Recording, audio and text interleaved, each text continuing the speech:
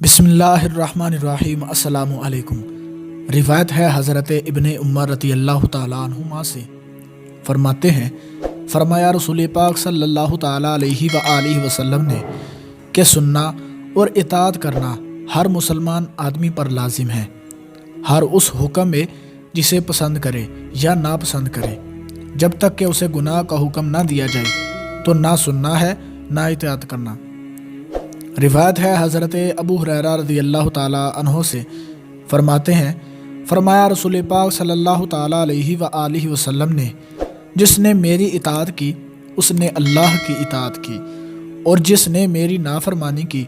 اس نے اللہ کی نافرمانی کی، اور جس نے حاکم کی اطاعت کی اس نے میری اطاعت کی، اور جس نے حاکم کی نافرمانی کی اس نے میری نافرمانی کی۔ امیر ڈھال ہے، اس کی پناہ میں جہاد کیا جائے اور اس کی آڑ لی جائے، پھر اللہ تبارک و تعالیٰ کے ڈر کا حکم دے اور انصاف کرے تو اس کا اسے ثواب ہے،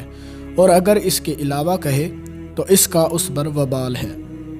روایت ہے حضرت عبداللہ ابن عمر رضی اللہ تعالیٰ عنہما سے، فرماتے ہیں میں نے رسول پاک صلی اللہ تعالیٰ علیہ وآلہ وسلم کو فرماتے سنا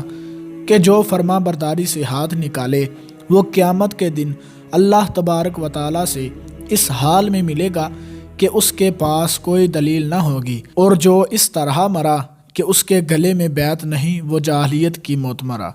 دوستو، اللہ تبارک و تعالیٰ سے دعا ہے